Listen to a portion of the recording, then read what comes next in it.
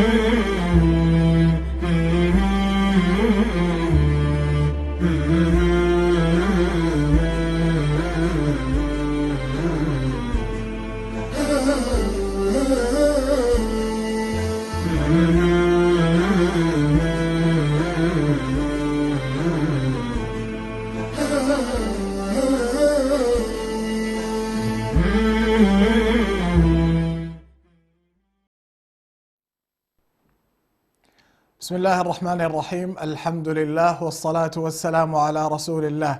أهلا وسهلا والسلام عليكم وتحية منا تزف إليكم.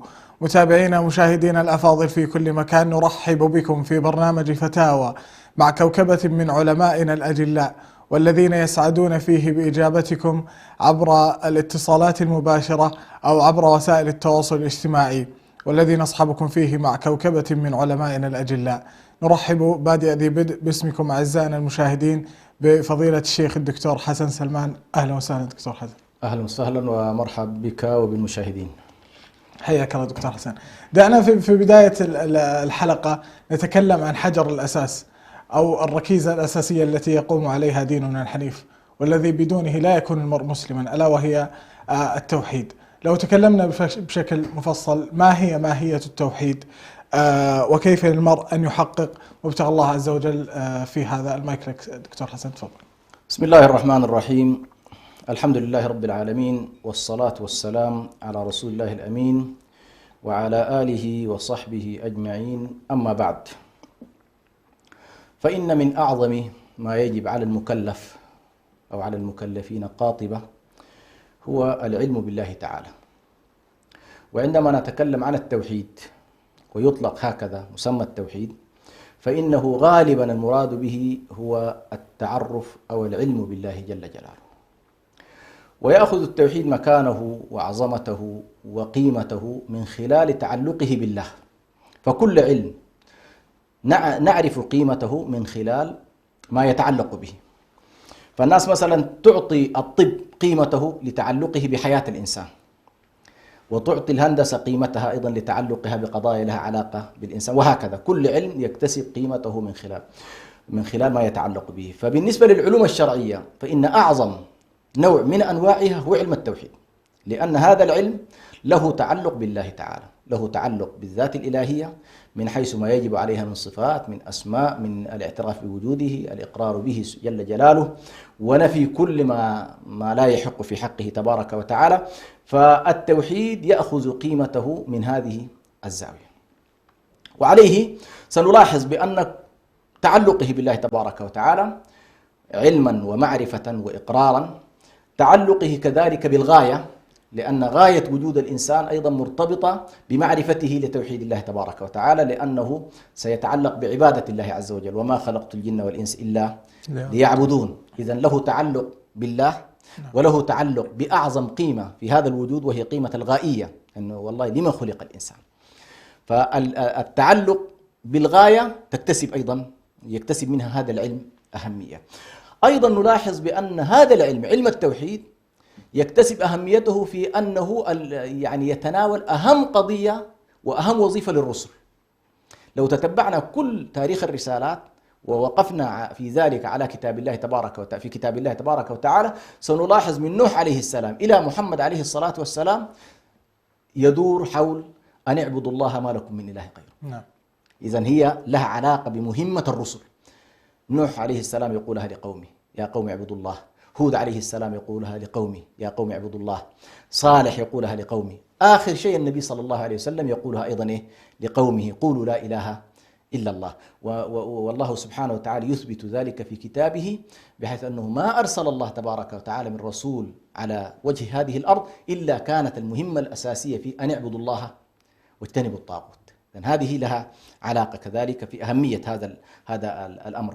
النقطة الثالثة أيضا التوحيد له علاقة بموضوع النجاة في الآخرة، فإن القرآن كله يبين لنا بأن أهل التوحيد ناجون عند الله سبحانه وتعالى، وأهل الشرك خاسرون عند الله سبحانه وتعالى. إذن قضية التوحيد لها هذا التعلق، وهذه مهمة جدا استحضارها عندما نتكلم عن قضية التوحيد وأهمية هذا التوحيد والدندنة حول هذا الموضوع والحديث فيه بكل يوم. نحن نحاول مثلا أن نذكر بهذا الأمر لتعلقه كذلك بالأمر الأخروي.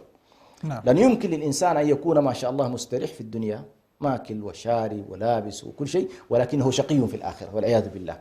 فهذه ستلاحظ عند الله سبحانه وتعالى يوم القيامة لو غمس هذا الشخص الذي مات على غير التوحيد وهو من أنعم أهل الأرض وغمس في النار غمسة واحدة، ثم قيل له هل رأيت نعيما قط؟ يقول والله يا ربي ما رأيت نعيما قط. إذن لها علاقة بموضوع النجاة عند الله تبارك وتعالى. أيضا التوحيد له علاقة بمسألة صلاح الإنسان على وجه هذه البسيطة.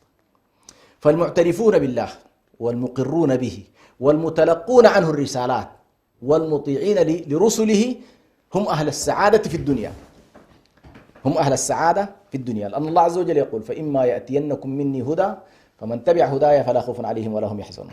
في آية أخرى ومن اتبع هدايا فلا يضل ولا يشقى.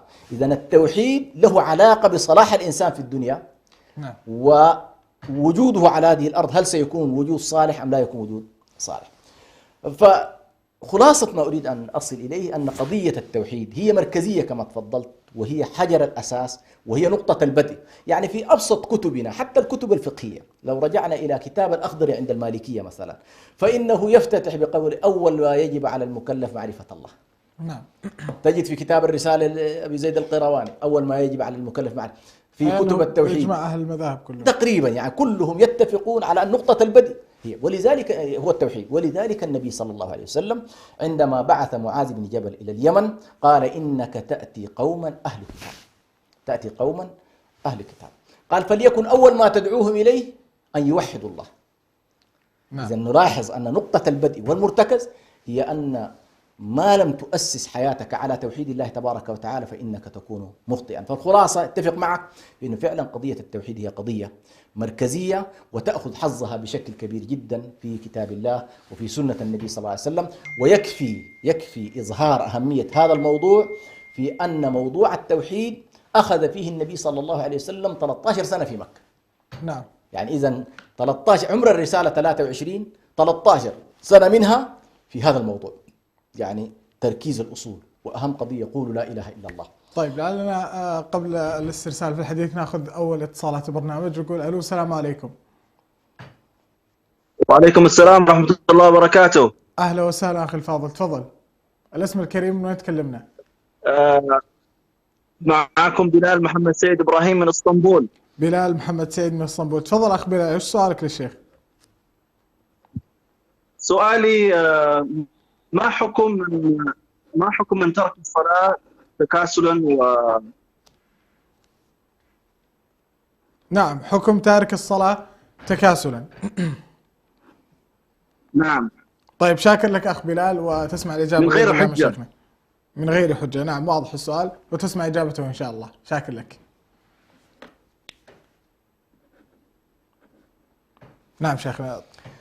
فموضوع التوحيد هو نقطة البداية، وبالتالي أول ما يجب على المكلف أن يعرف الله تبارك وتعالى ويعرف حقوقه ويعرف كذلك كيف يعبده وكيف يتوجه إليه، وكل ذلك الله سبحانه وتعالى ما تركنا همل ولا تركنا عبث بفضل الله سبحانه وتعالى، ولكن أرسل إلينا رسل وأنزل إلينا كتب فتبين لنا هذه الرسالات كيف نعبد الله، كيف نعرف الله. يعني مثلا فطرة غرس الله تبارك وتعالى في دواخلنا أن نعرف أن هنالك خالق، هذه فطرة الله عز وجل أقام علينا حجته في أن هنالك فطرة في الداخل يقر الإنسان أنه مخلوق له خالق، ويقر أنه ما خلق نفسه.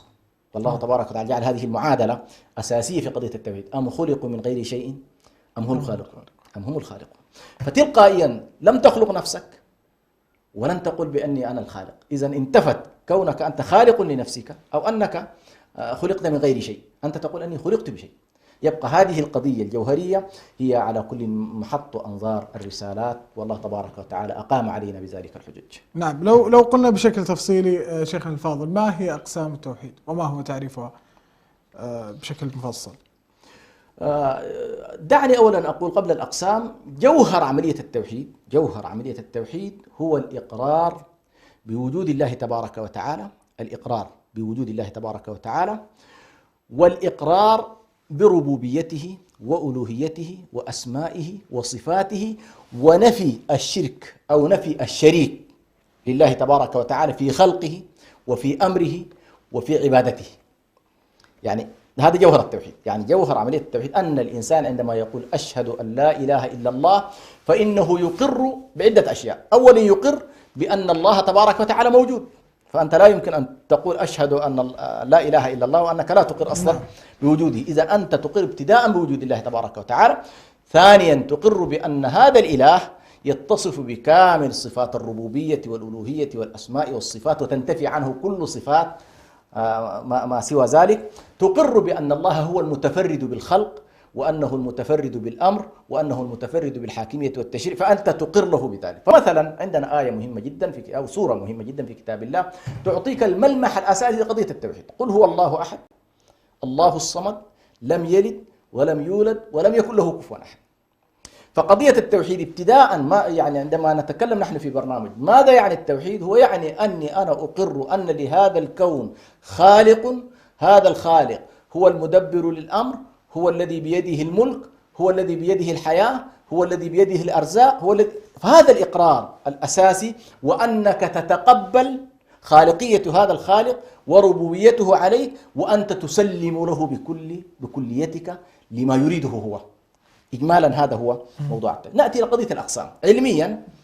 علميا طبعا الآن العلماء تلاحظ بأنهم مثلا يقسمون التوحيد إلى 3 أقسام.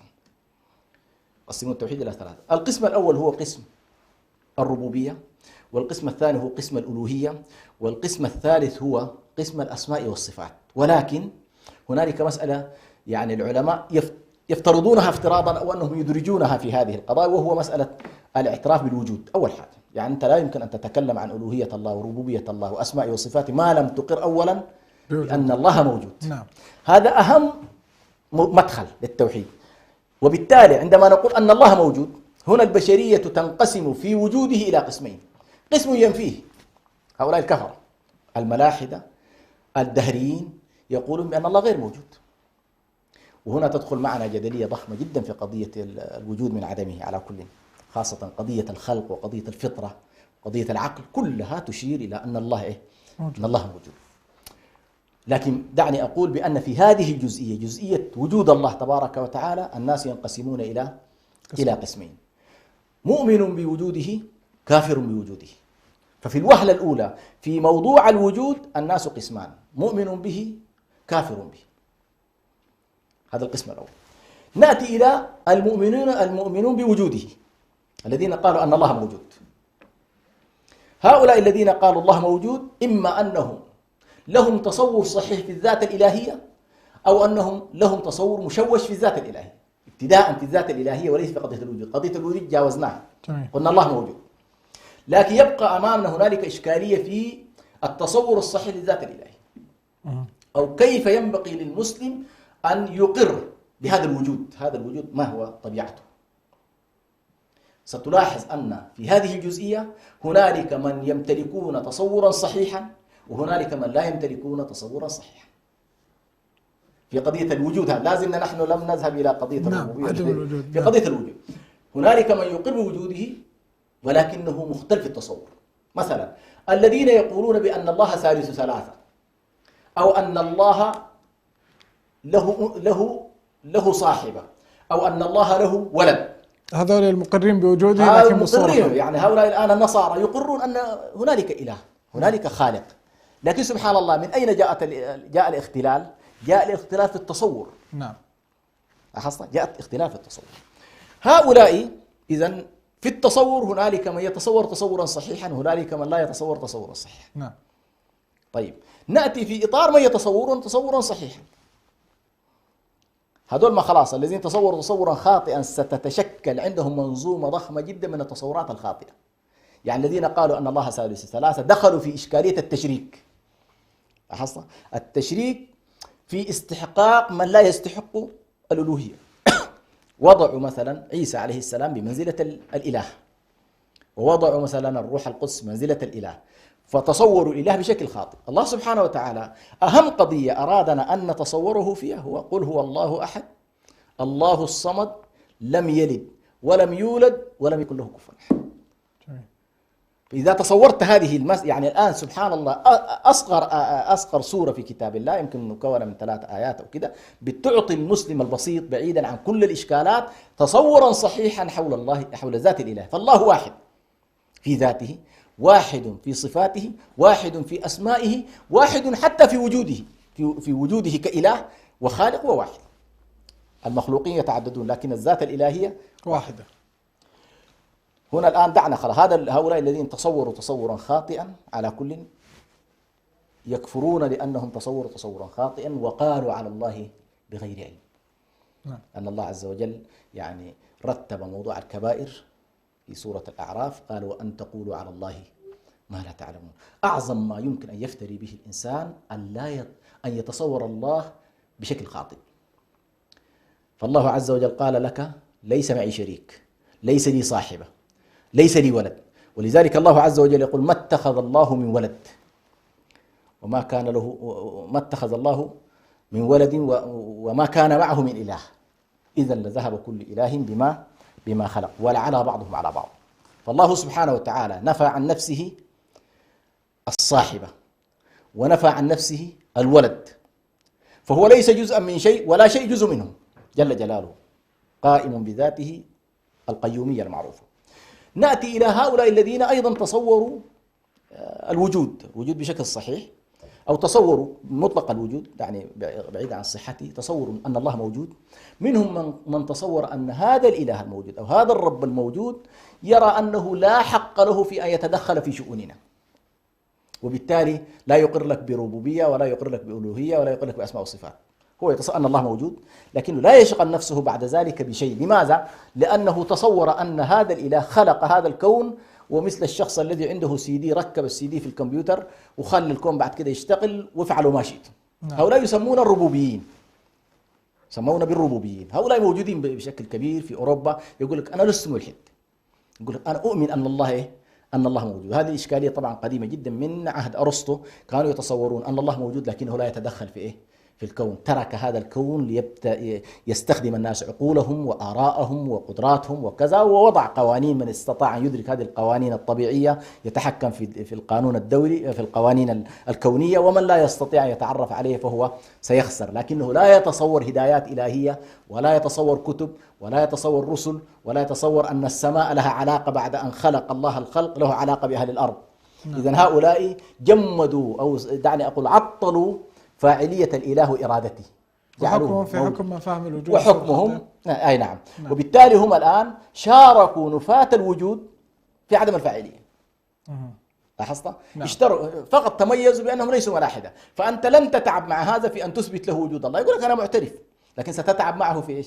في جداله في أن هذا الإله الذي خلق الخلق ودبر الأمر ولا زال يحفظ الكون والكون بإرادته وتصريفه وأمره ونهيه، هذا لا يمكن شخص والله يخلق كل هذا الخلق ثم يترك الناس بلا توجيه بلا إرادة بلا تشريع ويقول لهم والله افعلوا في كوني ما شئتم. هذا لا ينافي الحكمة الإلهية. فسيكون النقاش معه ليس في قضية الوجود ولكن سيكون في قضية أخرى.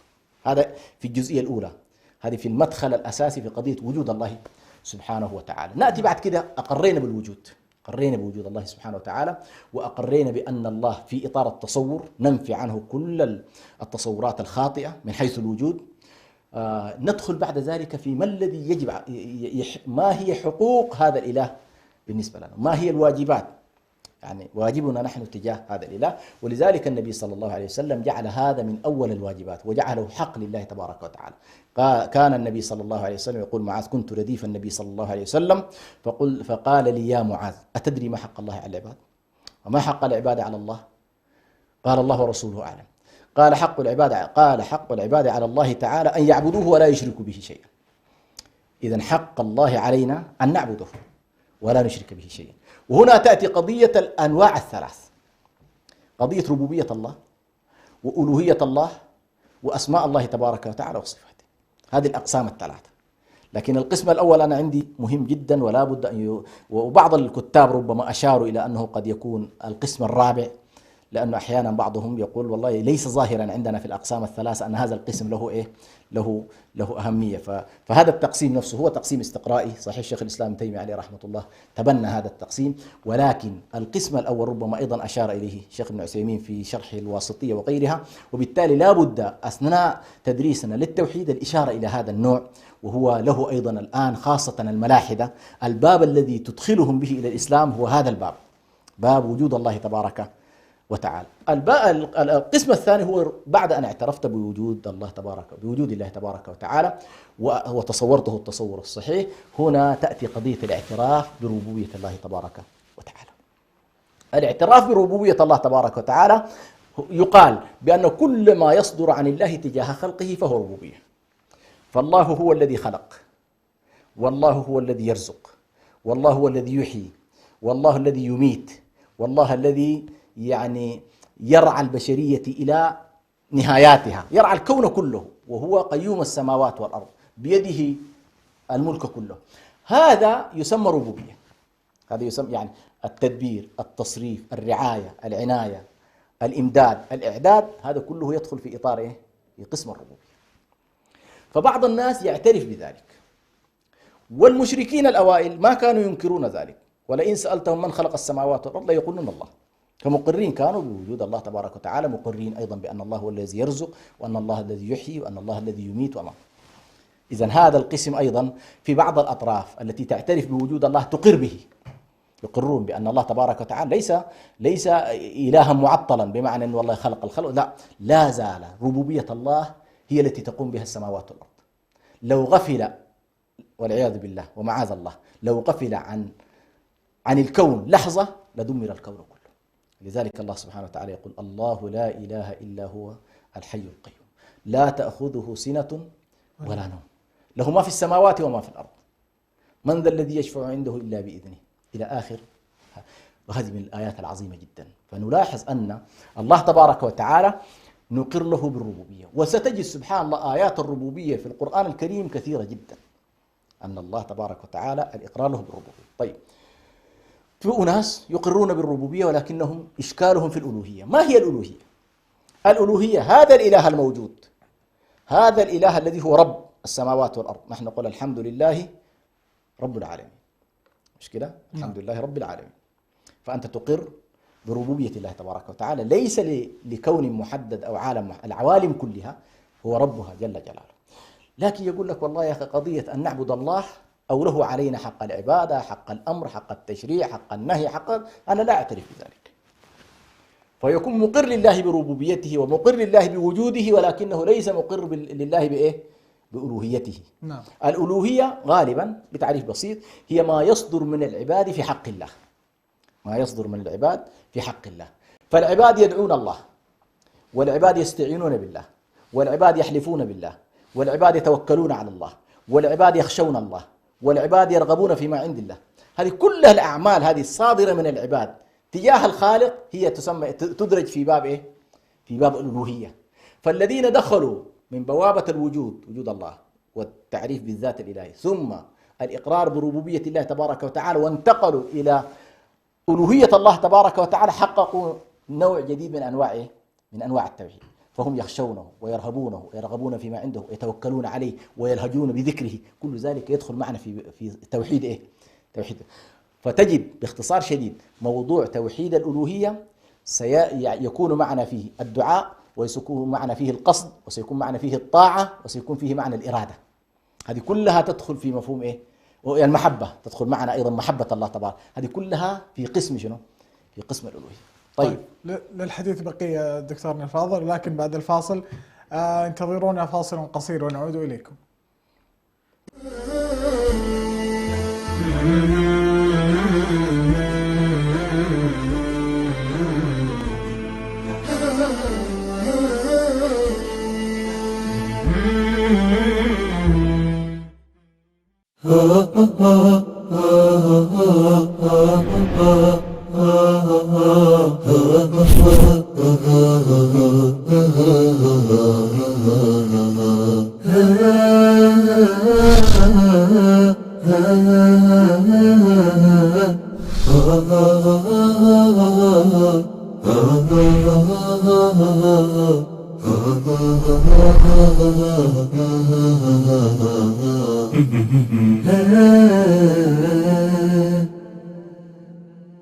نعتز بهويتنا، نعتز بتقاليدنا، نعتز بديننا كمسلمين إريتريين، نعتز بوطننا وأرضنا. تأتي إحداهن من السفر، إذا لم تبكي في عندها تعتبر مصيبة من المصائب، لذلك تبكي وتهيج النساء ويبكين. حتى لو كان الجواز في جيوبهم، هو في جيبهم ولكن ليس في قلبهم. إذا ثبت أنه والله يؤذي عباد الله وبل ربما يصل بسحره إلى أن يقتل، فهذا ما في خلاف أن إذا سحره الذي فعله قتل إنسان فإنه يقتل. لكنه لو قال أنه هذا للذكور من أبناء من ذريتي دون الإناث مثلا، هذا قال العلماء هذا وقف جائر ولا يجوز ويحرم هذا الوقف. الشعب الإريتري الآن كثير من الشباب يهرب من بلده. أين الاعتزاز بالوطنية الإريترية؟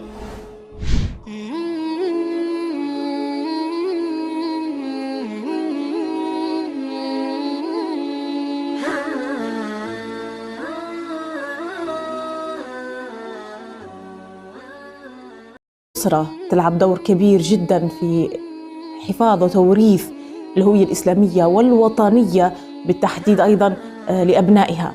الهوية الإسلامية موجودة، ولكن للأسف الهوية الإريترية أو الهوية الوطنية طمست. إنما أصبح الطلاق الآن تحت مظلة الزواج، أصبح هناك طلاق داخل بيت الزوجية. الطلاق النفسي والطلاق العاطفي هو الأكثر انتشاراً في الواقع الحالي مع الأسف الشديد. إنه المتطوع نفسه ما يكون فاهم رسالة الجمعية أو العمل التطوعي اللي هو بيشتغل فيه. الأسرة الإريترية في الخارج كيف تحافظ على نجاحها وسعادتها في ظل الغرب مثلا؟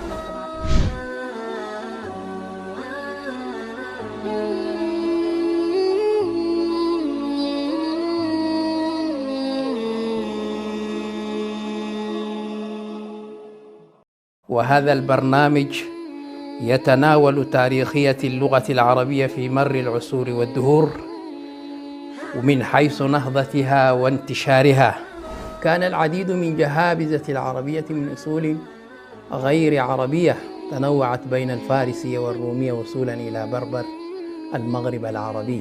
ستظل رابطة تؤلف بيننا، فهي الرجاء لناطق بالضاد. أنا البحر في أحشائه الدر كامن، فهل سألوا الغواص عن صدفاتي؟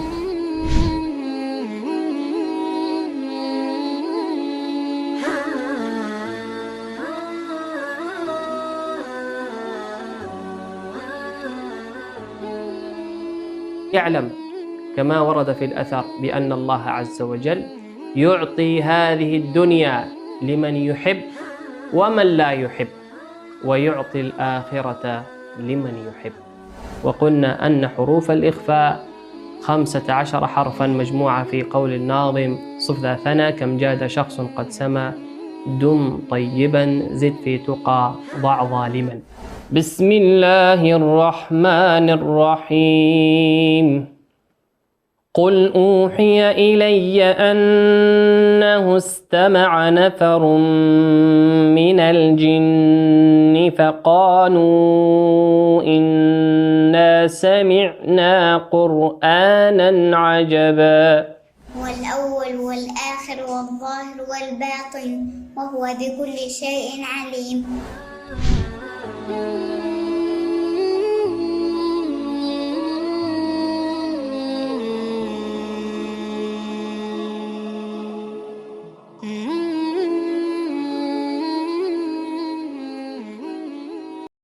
أبدأ بسم الله الرحمن وبالرحيم دائم الإحسان، فالحمد لله القديم الأول والآخر الباقي بلا تحول. أكرم بقوم أكرموا القرآن، وهبوا له الأرواح والأبدان. وكما قال الشاعر: الحي حي من حياة لسانه، فإذا أبيد من اللسان أبيد.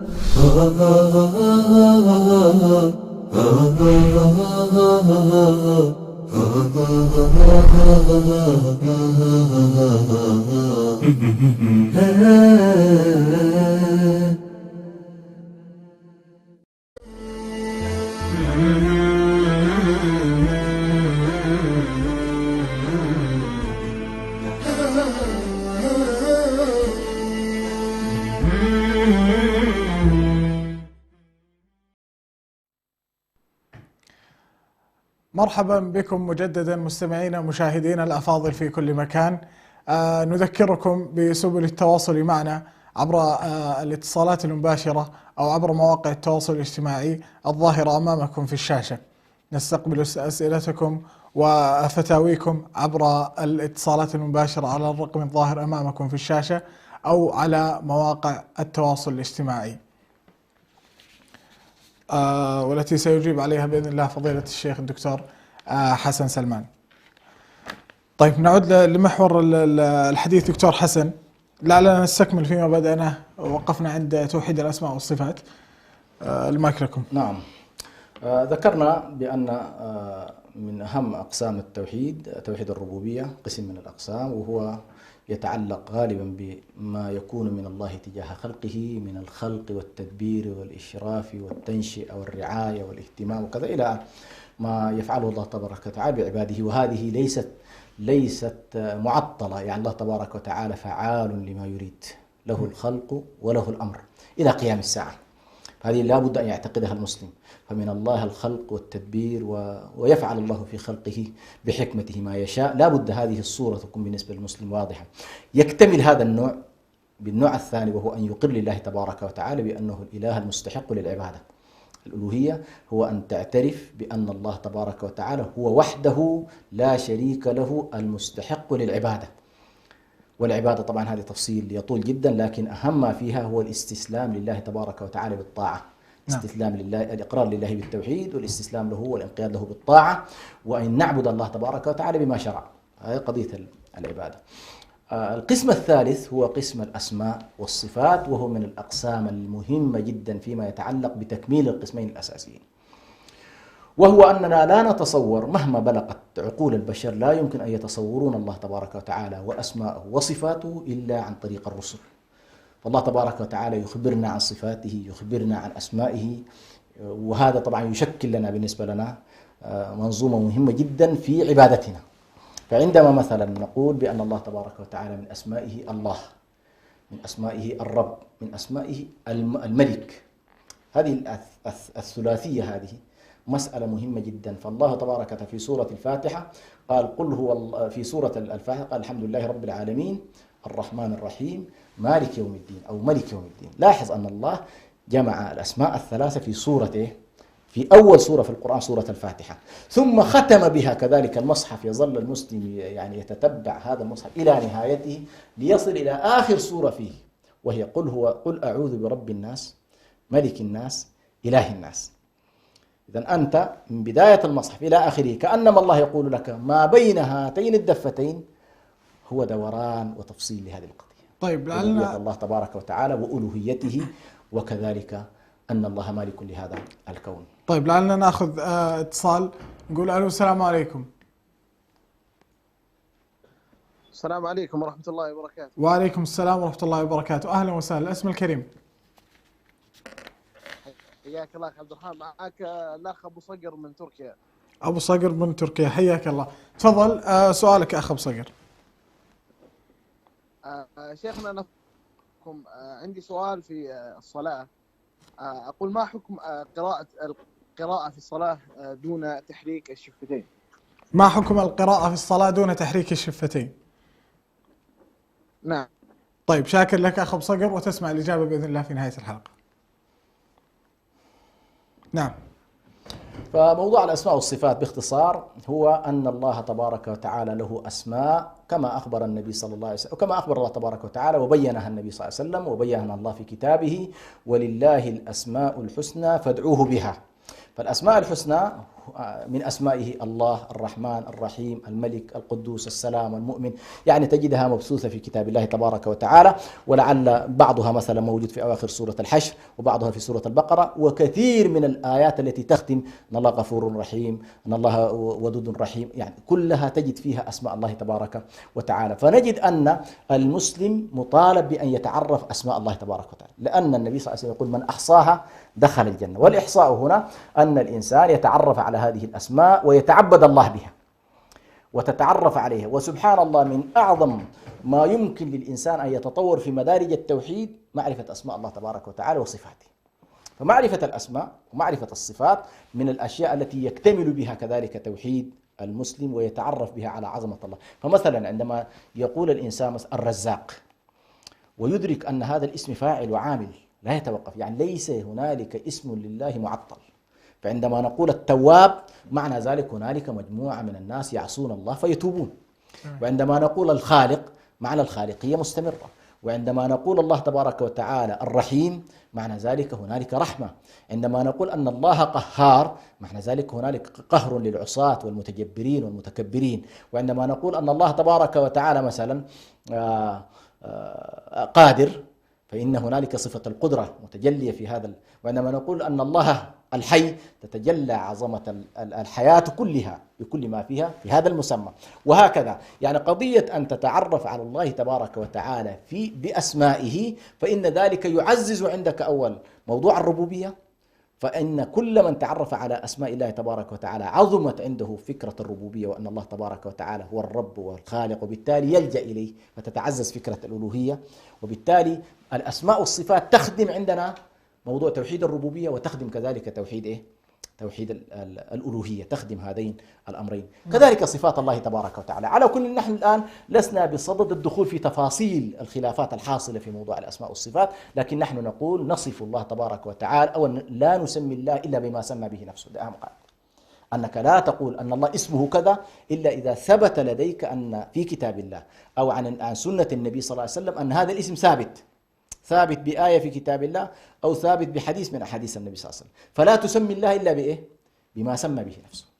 ده أهم قاعدة. النقطة الثانية موضوع الصفات. فالله تبارك وتعالى أيضا هو متصف بصفات الكمال، فكل صفات الكمال الله متصف بها. كافة صفات النقص منفية عن الله تبارك وتعالى. فالله لا يوصف بالجهل ولا يوصف بالعدم ولا يوصف بالعجز ولا يوصف مثلا بأنه بحاجة إلى من يعينه، لا، الله تبارك وتعالى متصف بكل صفات الكمال ومنزه عن كل صفات النقص والحاجة إلى خلقه. طيب قد يقول قائل شيخنا أنني أكتفي بإيمان التام وتوحيد الله عز وجل دون معرفة التوحيد، فلماذا يجب عليه معرفة التوحيد؟ لأنه يكتفي بذلك دون المعرفة. على كل هو قد ينجو عند الله تبارك إذا عرف هذا الكلام التفصيلي الذي نقوله، عارفه عمليا، هو يدرك أن الله موجود ويدرك أن الله مستحق للعبادة ويدرك أن الله متصف بصفات الكمال بعيدا عن التفاصيل. هذا يسمى الإيمان المجمل. نعم. الإيمان المجمل ينجي عند الله تبارك وتعالى. لكن لمن أراد المعرفة والعلم والارتقاء في مدارج العلم والمعرفة لله تبارك وتعالى، لأنك وأنت تتعبد الله تبارك وتعالى أنت ترتقي في أهم باب العلم. فالعلم يبدأ معك في البداية بالإجمال، أنك تقر لله تبارك وتعالى بشهادة أن لا إله إلا الله، المقتضية بأنه موجود، المقتضية بأنه الرب، المقتضية بأنه متصف بصفات الكمال منزه عن صفات النقص، المقتضية كذلك بأنه المستحق للعبادة. نقول لك قد تنجو عند الله، لكن الذي يريد أن يتعمق ويريد أن يعرف ويريد أن هذا يسمى الإيمان المفصل. ولذلك شيخ الإسلام ابن تيمية عليه رحمة الله في كتابه الفتاوى فصل موضوع الإيمان إلى كتابين: كتاب الإيمان المجمل والإيمان المفصل، بالنسبة للناس. فنحن على كل من أراد أن ينتقل إلى الخواص وأراد أن يرتقي في مدارج العبودية ومدارج المقامات العليا، كلما تعرفت على هذه الأنواع وهذه الأقسام كلما كنت أكثر علما، وكلما كنت أكثر علما ومعرفة بالله كنت أكثر خشية له سبحانه وتعالى. طيب لعلنا إذا ننتقل إلى الاتصالات الواردة هذا اليوم. الأخ بلال يسأل: ما حكم تارك الصلاة بدون حجة وبتكاسل؟ طبعا من الأشياء المعروفة في كتب الفقه نعم. اختلاف الفقهاء في موضوع تارك الصلاة. يعني الأئمة الثلاثة الإمام أبو حنيفة ومالك والشافعي يذهبون إلى أن تارك الصلاة تكاسلا مع إقراره بالصلاة يرونه بأن والله تحت وعيد الله تبارك وتعالى ولكنه في دائرة الإسلام. الإمام أحمد عليه رحمة الله يرى بأن والله من ترك الصلاة جملة وتفصيلا لا يصلي جمعة ولا جماعة ولا يصلي الصلوات الخمس، إنما هو فقط يعني لاهي عن هذه الصلاة بالكلية، فهو يقول بأن والله هذا الشخص كافر، وبالتالي تترتب عليه أحكام الكفر من الطلاق، طلاق زوجته وعدم الصلاة عليه وعدم الميراث وكل القضايا. فبذلك نحن على كل نقول بأنه حتى لو قال الفقهاء بأن والله تارك الصلاة لا يكفر وأنه تحت مشيئة الله تبارك وتعالى، يكفي فقط أن نقول بأن والله هذا الشخص يكفي أنه اختلف في أمره، إن والله الناس أن تجعلك والله بعضهم يكفرك وبعض آخر إيه لا يكفر، معنى ذلك أن الذنب ذنب إيه؟ ذنب عظيم. لكن عموما أنا أقول بأن الأحاديث الواردة في موضوع الصلاة نلاحظ أنها تقسم إلى ثلاث. هنالك أحاديث تتحدث عن المحافظة، من حافظ عليه كانت له نور وبرهان ونجاة وكذا يوم القيامة. نوع آخر من الأحاديث يتحدث عن من أضاع الصلاة، أضاع الصلاة، ضيعها، بمعنى ضيعها إما أنه والله يفرط في أركانها وواجباتها ووقتها، يصلي مثلا متأخر، هؤلاء تحت الوعيد، ويل للمصلين الذين هم عن صلاتهم ساهون. هذا القسم الثاني.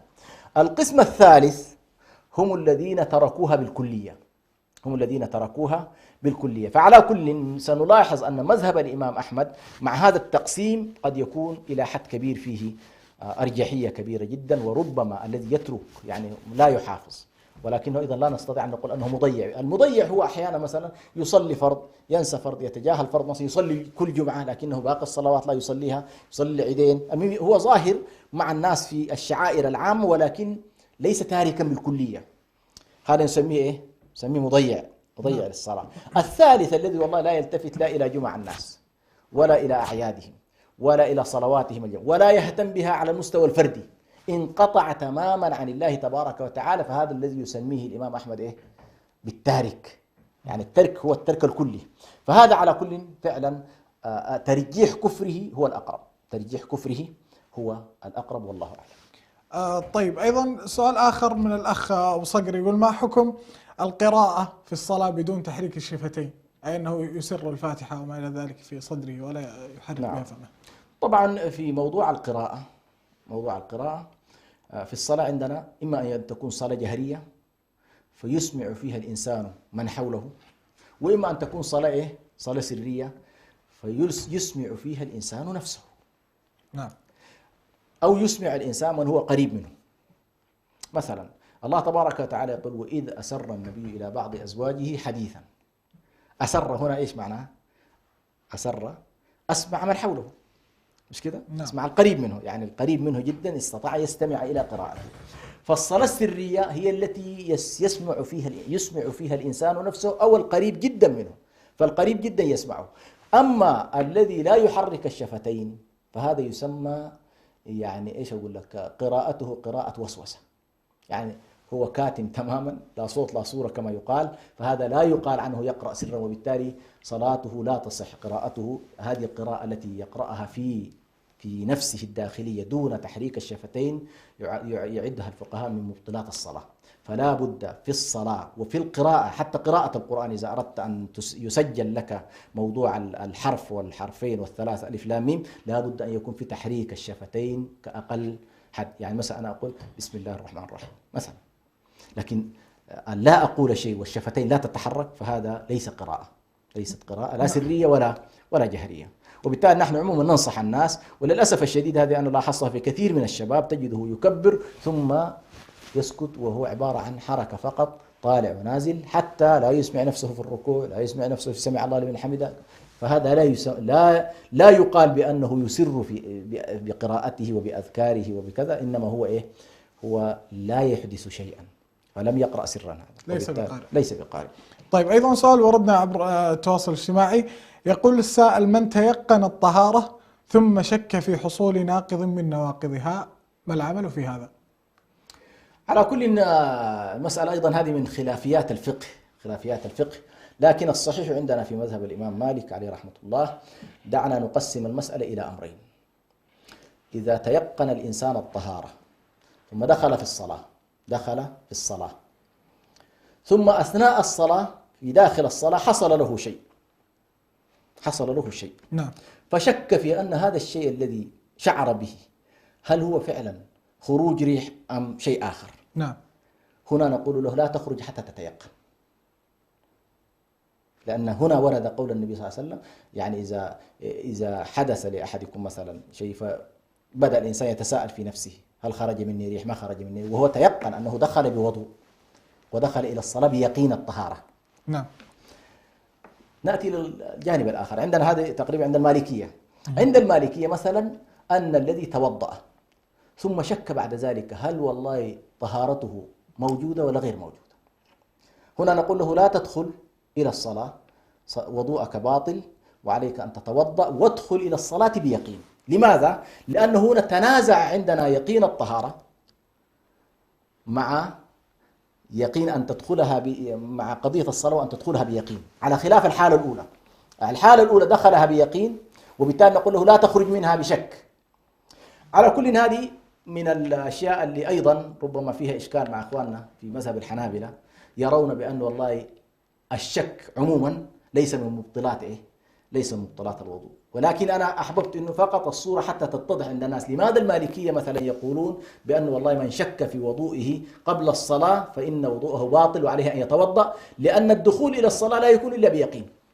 نعم. وهو شك، لاحظت، هو شك، فكيف تدخل إلى الصلاة المطلوب فيها اليقين في الوضوء ثم تقول والله لا ما علي شيء؟ لا، نقول لك عليك شيء. لكن إذا دخلت في الصلاة بيقين الطهارة لا نخرجك من داخل الصلاة إلا بيقين بطلان الطهارة. طيب، سؤال أخير وردنا عن طريق السوشيال ميديا، رسائل يسأل عن موضوع حلقتنا لهذا اليوم.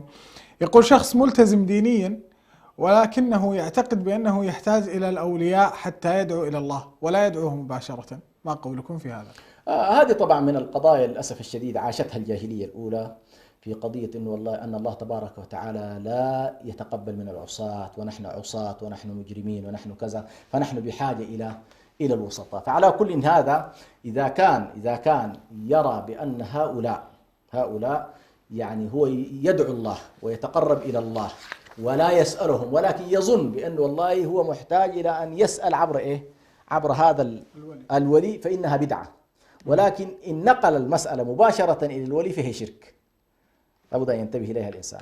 لكن إذا قال والله أنا أدعو الله تبارك وتعالى، ولكن أدعوه، أتصور بأني أدعوه مثلا عبر أقول للشيخ فلان والله، أو لا مش شيخ، أنا لا أدعو إلا عند قبر فلان، هو يدعو الله ولكن يدعو عند عند قبر فلان، هذه بدعة. لكن إن ذهب إلى الشيخ مباشرة ودعا هذا الشيخ، أو اعتقد بأن هذا الشيخ يعطي الولد، أو من هذا الشيخ يرزق، أو هذا الشيخ يمنع، أو هذا الشيخ يعطي، أو هذا الشيخ يضر، أو هذا الشيخ ينفع وهو ميت، فإن هذا والعياذ بالله من الشرك الأكبر الذي يخرج الإنسان من دائرة الملة. ولكن هنا فقط نحن ننبه، لأن كثير من الناس للأسف الشديد من طلاب العلم يخلط ما بين ما هو بدعة وما هو كفر. فالذي يدعو عند القبر الله تبارك وتعالى فعل بدعة، ولكن الذي يدعو الشيخ عند القبر فقد فعل شركا، ويخرج هذا الشرك، يخرج هذا الإنسان من الملة إذا كان على كل هذا الشخص قامت عليه الحجة وانتفت عنه الموانع. شاكرين لك دكتور حسن. مستمعينا الأفاضل، ننوهكم أن أبواب الأسئلة والاستفسارات مفتوح طوال أيام الأسبوع عبر مواقعنا في السوشيال ميديا، ننتظركم. شاكر لك دكتور حسن هذا الحضور. سهلا، شكرا لك. أهلا وسهلا. للحديث بقية، إلى ذلك الحين انتظرونا أعزائنا المشاهدين، والسلام عليكم ورحمة الله وبركاته.